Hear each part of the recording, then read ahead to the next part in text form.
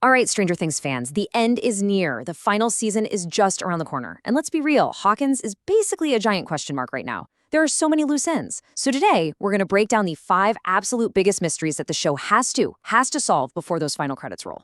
Let's dive in. So here's the game plan. We're going to start with the big one, the original mystery. Then we'll get into Vecna's whole endgame. After that, we'll tackle that crazy time travel theory. Then we'll look at how our heroes are powering up. And finally, we'll dig into the last few clues that could change everything. Okay, first up, the original mystery. I mean, we've dealt with Demogorgons, we've fought the Mind Flayer, we've faced Vecna, but the biggest mystery of all is still the place they all crawl out of. What is the Upside Down? No, seriously, what is this place? It's been the backdrop for this entire crazy story since Season 1, Episode 1. You know, this creepy, decaying, monster-filled version of Hawkins. We know it's got monsters, we know it's got those weird floaty spore things, but after all this time, we still have no clue where it came from. Is it just a dark mirror of our world? Did Vecna actually make it? Or, and this is the really spooky part, is it something ancient? Something that was there long before any of them?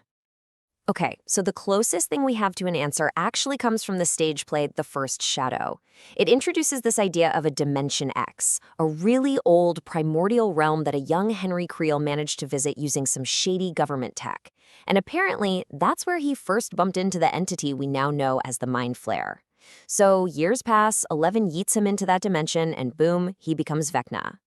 But here's the thing that's been bugging everyone. The flashbacks to Dimension X look nothing like the Upside Down we know. So what gives? Did Henry as Vecna somehow terraform this ancient dimension and turn it into his own personal, messed-up version of Hawkins? And that one little detail just blows the whole thing wide open, right? It leaves us with a ton of questions. Are Dimension X and the Upside Down actually the same place, just changed? What was that world like before Vecna got there? And why was the Mind Flayer so interested in Henry Creel in the first place? Was he just in the wrong place at the wrong time, or was he chosen? And maybe the biggest question of all, are there other dimensions out there? Seriously, the answer to any of these could completely flip the entire story on its head. So, speaking of the mouser of that creepy world, that brings us perfectly to our next big mystery, Section 2, Vecna's Endgame. We've seen Henry Creel's whole tragic backstory, we get why he's so angry, but what he actually wants to do with that anger, yeah, that part is still terrifyingly murky. So what we do know is his immediate goal, right? He's trying to gather 12 of what he calls Hawkins' weakest, most easily manipulated children. Now, we saw in Season 4 that killing kids opens those gates and weakens the barrier between worlds, but this feels different. He's not just killing them, he's gathering them. Why? What's the plan here? What could he possibly need 12 kids for? And yeah, why kids? And then you've got this line he drops. It's so cryptic. He says, "Some lions, it turns out, simply do not belong in this world." Chills, right? That quote is so haunting because it doesn't sound like a monster who just wants to kill everyone. It sounds like someone with a philosophy, a really, really twisted one, but still. It hints that there's more going on in his head than just pure evil. So that's the big question, isn't it? Is this misguided mercy, or is it pure manipulation?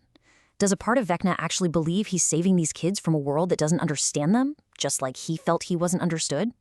Is he putting them out of their misery in his twisted mind? Or is that all just a creepy bedtime story a predator tells his victims, and maybe himself, to make it all seem noble? I mean, depending on the answer, he's either a tragic fallen angel or just a straight-up monster, and that changes everything. All right, let's move on to Section 3, A Wrinkle in Hawkins. This one is a fan favorite. It's a theory that has been kicking around for years, and honestly, the showrunners just keep dropping hints. You know what I'm talking about, time travel. And the show has left a trail of breadcrumbs a mile long. Think about it. First, the Upside Down itself is frozen in time, right? It's stuck on the day Will went missing in 1983. Then you go all the way back to Season 1, and you have Mr. Clark, the science teacher, basically giving a TED Talk on how to create a tear in space-time. Fast forward to Season 3, and where do the kids hide out? In a movie theater playing Back to the Future. A little on the nose, right? And then, just to make sure we're paying attention, the latest season has little Holly Wheeler saying the actual words, "this time travel." I mean, come on, the clues are practically screaming at us. But here's the thing, we have to ask, could this all just be the biggest, most elaborate red herring of all time? Are the Duffer Brothers just trolling us because they know we're picking up on this stuff? Or is a full-on time travel finale really going to happen? Man, if they go there, the fan debates are going to be absolutely epic. It would split the fandom right down the middle. Okay, enough about the bad guys and the crazy theories for a minute. Let's talk about our heroes. Section 4, the hero's new powers. Because while Vecna is making his big world-ending play, our team is leveling up. They're getting new powers, new allies, and the fight is finally starting to feel like a fair one. And look, the biggest glow-up has got to be Will Byers. I mean, Will the Wise is finally coming into his own. Think about his journey. It started back in Season 1 with that horrible, lasting connection to the Upside Down. For years, that connection just gave him his spidey sense, you know? That ability to feel when the Mind Flare or Vecna was near. But then, the end of the last season, that was a game changer. Will finally unleashes his own powers and just stops a pack of Demogorgons cold. We've barely scratched the surface of what he can do. Can you imagine if he can actually take control of the hive mind away from Vecna? Wow. And this really shows you how much the game has changed. For the longest time, it felt like the heroes were just completely outgunned, right? It was basically Vecna versus 11. But now, you've got Will's new powers in the mix. And don't forget Kali, number 8, is back in the picture. All of a sudden, the odds are looking a whole lot better. The scales are definitely starting to balance out.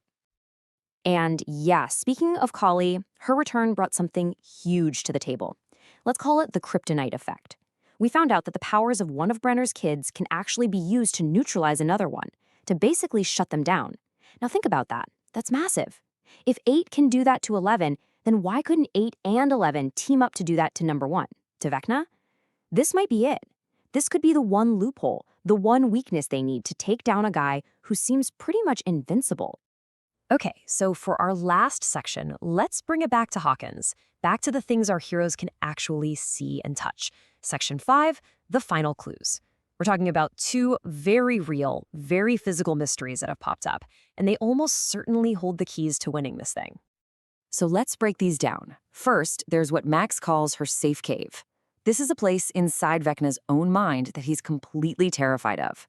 The best theory we have, again pulling from the play, is that this cave is a memory. Specifically, the memory of the cave where young Henry Creel found that government tech that first sent him to Dimension X. It's the place where his whole life went off the rails. Then there's that giant, gross, fleshy wall in the Upside Down. It's built in a perfect circle right around the lab, and for some reason, it messes with 11's powers. The theory? This is the wall to Vecna's inner sanctum, and its layout looks exactly like that blueprint from Will's painting. And this wall is basically the final boss's front door, and it's got us asking a ton of questions. Like, how did Vecna even build this thing? Why does it specifically block powers like 11's? How are these supposed to get through it? And maybe the most suspicious part of all, why did the military act like they'd seen something like it before? They weren't surprised at all. That feels like a massive clue just sitting there, waiting to be explained. So here we are, standing at the edge of the final season, and this is where it all comes together. You've got these ancient, unknowable evils from another dimension. You've got a main villain who might actually think he's the hero of his own story. You have the wild card of time travel just hovering over everything, and you have a team of heroes, our heroes, who are stronger and more united than ever before. All these pieces are finally on the board. All these powers and enemies are about to collide one last time. So the only question left is, who is going to write the final chapter for Hawkins?